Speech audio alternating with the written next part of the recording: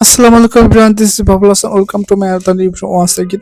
In this video, I'll have to share the most important topic in psycholinguistic, that is cognitive constructivism and cognitive theory by Piaget. According to Piaget, cognitive development focus on mental process. এটা mental process focus করে এবং as a result biological mature কিভাবে biological mature ফলাফলটা আসে, biologically কিভাবে মানুষ mature হয় সেভাবে সেই প্রসেসগুলো নিয়ে আলোচনা করে এবং এটা কিভাবে মানসিকভাবে মানুষ বেড়ে ওঠে, মানসিক প্রসেসটা কিভাবে হয়, ডেভেলপমেন্টটা কি হয়, বায়োলজিক্যাল ডেভেলপমেন্টটা কি হয়। তো এই বিষয়গুলো নিয়ে কগনিটিভ থিওরি আলোচনা করে। There are three components of cognitive theory: schema, adaptation, and step of development. In this video, we will discuss two component schema and adaptation process. And schema, that is schema হলো existing knowledge যেটা it shape our brain, এটা আমাদের ব্রেনে shape থাকে কোনো বিষয় সম্পর্কে knowledge থাকা, এক্সিস্টিং নলেজ, সেটাই হলো স্কেমা। আমাদের ব্রেনে যে কোনো বিষয় সম্পর্কে যে নলেজটা থাকে এবং ওই নলেজকে খাটিয়ে সেটা হলো স্কেমা। ওই নলেজকে খাটিয়ে আমরা আমাদের রিয়েল লাইফে ওই নলেজটাকে আমরা কাজে ব্যবহার করি। রিয়েল লাইফে ওই রিয়েল সিচুয়েশনে এইগুলোর স্কেমা আমরা ব্যবহার করে থাকি। এবং অ্যাডাপ্টেশন প্রসেসটা হলো যে কোনো সিচুয়েশনে খাপ খেয়ে নেওয়া, রাইট? সো নতুন কোনো সিচুয়েশনে আমাদের কিভাবে খাপ খেয়ে নেবো সেই প্রসেসটাকে অ্যাডাপ্টেশন প্রসেস বলছে। সো অ্যাডাপ্টেশন প্রসেস হলো যে three component of adaptation process: assimilation, accommodation and equilibrium, right? So আমরা দেখবো যে কিভাবে আমরা তিনটা কম্পোনেন্ট নিয়ে আলোচনা করব। Let's start it. Firstly, assimilation, which is used on existing schema and deal with new information. Which is assimilation হলো which is used existing schema এবং and we deal with new information. অ্যাসিমিলেশনটা হচ্ছে কোনো আপনার ভেতরে যে নলেজটা আছে, এক্সিস্টিং স্কিমাটা আছে, সেটা ব্যবহার করে নতুন সিচুয়েশন ফেস করা, নতুন সিচুয়েশন ডিল করা, রাইট? আপনার ভেতরে যে এক্সিস্টিং নলেজটা আছে সেটার উপর ভিত্তি করে নতুন সিচুয়েশন, নতুন সিচুয়েশন ফেস করা, রাইট? সো নতুন সিচুয়েশন এবং অবজেক্ট ফেস করা, কোনো বিষয় বা নতুন সিচুয়েশন বা কোনো বিষয় ফেস করা। যেমন ফর এক্সাম্পল, স্টুডেন্ট শেখানো হলো যে বাবা মা শেখালো তাদের শিক্ষককে সম্মান করতে। সো যখন শিক্ষক রুমে প্রবেশ করলো তখন স্টুডেন্টরা সেই এক্সিস্টিং নলেজে, বাবা মার যে এক্সিস্টিং নলেজ তার ভিতরে, মাথার ভিতরে আছে যে শিক্ষককে সম্মান করা, সেই এক্সিস্টিং নলেজের উপর ভিত্তি করে তারা হাতে শিক্ষক প্রবেশ করে হাতে তারা উঠে দাঁড়ালো এবং সম্মান জানালো। এটা হলো এক্সিস্টিং নলেজের উপর ভিত্তি করে রিয়েল সিচুয়েশনে ব্যবহার করে, এক্সিস্টিং নলেজ ব্যবহার করে রিয়েল সিচুয়েশনে প্রয়োগ করা। সো ওই এক্সিস্টিং নলেজটা আমরা এই রিয়েল সিচুয়েশনে ব্যবহার করছি। Another that is learning new animals. So schema আমরা অ্যাসিমিলেশন বিভিন্ন জায়গায় ব্যবহার করতে পারি। লার্নিং নিউ অ্যানিমেলস নেম, নতুন অ্যানিমেলের নাম জানার ক্ষেত্রে, যেমন dog associate with 4 leg, right? So এই ডগ অ্যানিমেল, ধরুন চিলড্রেন ডগ নামক অ্যানিমেলটাকে তার 4টি পা আছে, এই 4টি পা আছে, এটি দ্বারা অ্যাসোসিয়েট করলো ডগ অ্যানিমেলটাকে। হ্যাঁ, যখন সে 4টি পা অন্য একটি প্রাণীকে দেখবে তখন সে ভাববে ওইটা ডগ। সো তখন ওই 4টি পা আছে এটার উপর ভিত্তি করে তখন সে ভাববে এটা ডগ, কারণ সে এই 4টি পা আছে এটা দ্বারা ওই ডগ প্রাণীটাকে চিনছে। আইডেন্টিফাই করছে। সেই ক্ষেত্রে যে আমরা হয় নো এই ৪টি পা এই কথাটি দ্বারা তার এই ৪টি পা আছে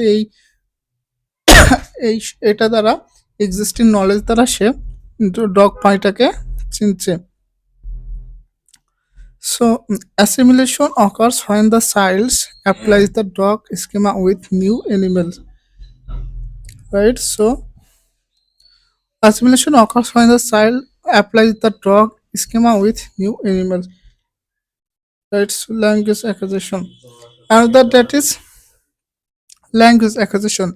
ল্যাঙ্গুয়েজের ক্ষেত্রে আমরা দেখি চাইল্ডস লার্ন দ্য ওয়ার্ড বল, মানে বল ওয়ার্ডটি দ্বারা তারা বল শব্দটি দ্বারা তারা গোলাকার কিছুকে বোঝাচ্ছে এবং গোলাকার দ্বারা তারা ওই বলকে অ্যাসোসিয়েট করছে কোনো কিছু গোল এমন দ্বারা, এমন অবজেক্ট দ্বারা। সো তারা কোনো কিছু গোল এমন অবজেক্ট দেখলে তারা বল মনে করবে। Another another that is learning social norms. So using familiar toy, যেমন তারা অনেক সময় খেলার যে টয়গুলো ব্যবহার করে সেইগুলো তারা যে বাইসাইকেল যখন টয় ব্যবহার করছে তখন তখন আরেকটু যখন দেখছে যে বাইক, তখন তো সেটা মনে করছে যে বাইসাইকেল, কারণ ওরও তো ওটার চাকা আছে। সেক্ষেত্রে আমরা যখন দেখব যে সে একই ক্যারেক্টারিস্টিক দেখলে তখন সেটা মনে করছে কারণ তার মধ্যে ওই স্কিমাটা আছে, যে এই স্কিমাটার উপর ভিত্তি করে সে রিয়েল লাইফে সেই রিয়েল লাইফের সিচুয়েশনটা ফেস করছে। সো যখন এক্সিস্টিং নলেজের উপর ভিত্তি করে সিচুয়েশন ফেস করতে ডিল করবে তখন সেটা অ্যাসিমিলিং এবং যখন এক্সিস্টিং নলেজটা সাথে মিল থাকবে না, তখন এক্সিস্টিং নলেজের যখন সিচুয়েশন মিস খাবে তখন সেটা হবে অ্যাকোমোডেশন। যখন এক্সিস্টিং নলেজ খাটিয়ে যখন রিয়েল সিচুয়েশন ফেস করবে তখন সেটা অ্যাজিমিলেশন। আর যখন এক্সিস্টিং নলেজ খাটিয়ে ব্যবহার করে স্কিম ব্যবহার করে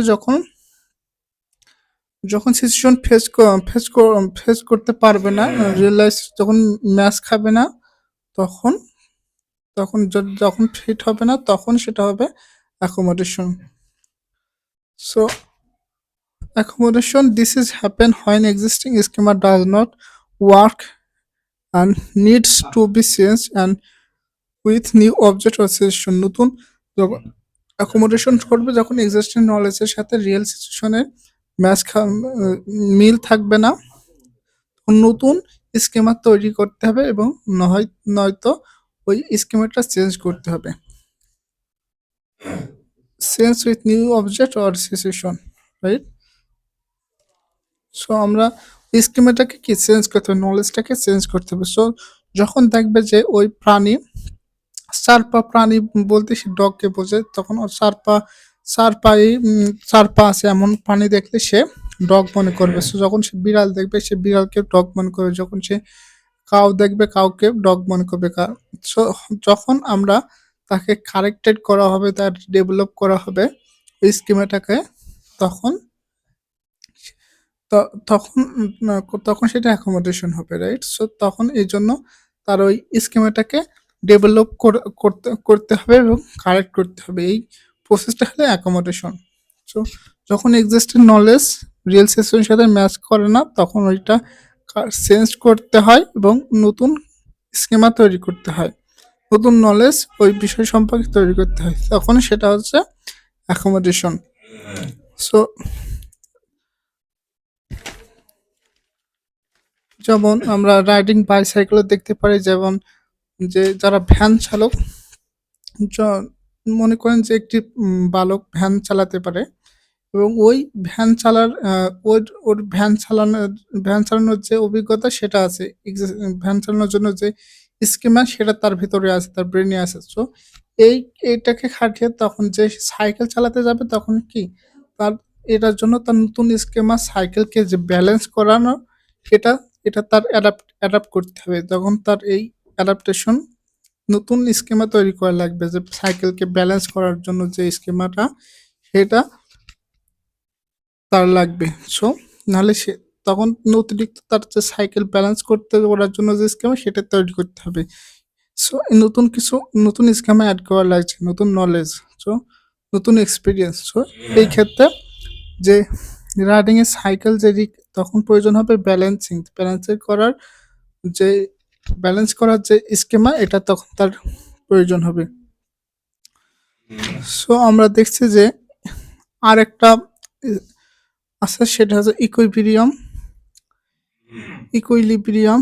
occurs.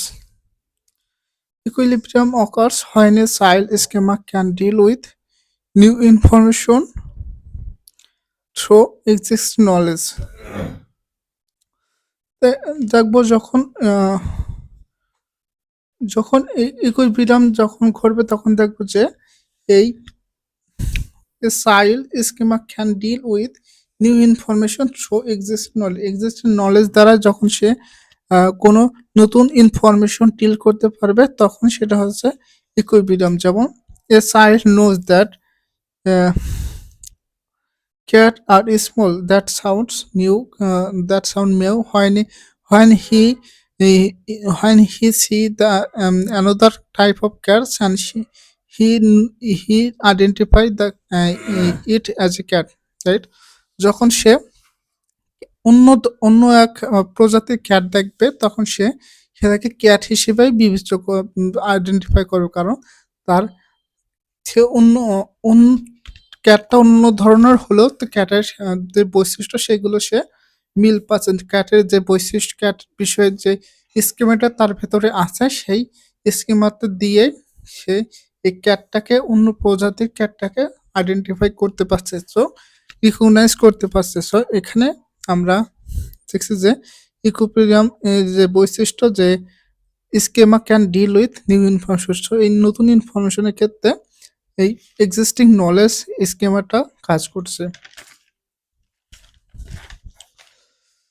রিকগনাইজ সোশ্যাল নর্মস, আমরা যদি দেখি যে ডেইলি রুটিনের ক্ষেত্রে বা আমরা যদি দেখি যে আমাদের বন্ধু বান্ধব দেখা হলে সোশ্যাল নর্মের ক্ষেত্রে যে আমাদের আমাদের যে ইকুইলিব্রিয়াম এটা ঘটে, সেটা হলো যে আমরা যখন বন্ধু বান্ধব দেখা করি তখন হ্যান্ডশেক করি। সো এই হ্যান্ডশেক করার যে কংগ্রেসে জানানোর যে স্কিমা সেটা হচ্ছে আমরা হ্যান্ডশেক দ্বারা প্রকাশ করি। তখন আমাদের অপরিচিত কাতের সাথে দেখা হলো যখন আমরা হ্যান্ডশেক করি তখনও ওই এক্সিস্টিং নলেজ স্কিমা দ্বারাই আমরা ওই করে থাকি। সো ডেইলি রুটিন, সো আমরা ডেইলি রুটিনের ক্ষেত্রে যখন দেখি যে আমরা ঘুমাতে যাওয়ার আগে যখন আমরা ব্রাশ করি এই অভ্যাসটা তখন থাকে, তখন আমরা ফ্রেন্ডের বাসায় গেলে ওই একই অভ্যাস করতে থাকি। সো এই একই স্কিমা তৈরি হচ্ছে এবং ওটা আমাদের অন্য অবস্থানে নতুন সেশনেও আমরা একই ব্যবহার করে থাকছি। ইম্পর্টেন্স অফ অ্যাডাপ্টেশন প্রসেসের ইম্পর্টেন্স হলো কগনিটিভ গ্রো করতে আমাদের সাহায্য করে। যেমন it helps understanding and learn from new experience, নতুন ইনফরমেশন জানতে আমাদের সাহায্য করে কগনিটিভ গ্রোথ। এবং problem solving, adaptation ability to apply knowledge in different context, আমাদের ability to apply knowledge and different কন্টেক্সটে এটা অ্যাপ্লাই কীভাবে করতে হয়, কীভাবে প্রবলেম সলভ করতে হয়, অ্যাডাপ্টেশন প্রসেস এইগুলো নিয়ে আলোচনা করে। সো আমরা অনেক অ্যাডাপ্টেশন প্রসেস সম্পর্কে জানলাম এবং পরের ভিডিওতে আমরা অ্যাডাপ্টেশন ডেভেলপমেন্ট সম্পর্কে জানবো। Thank you so much.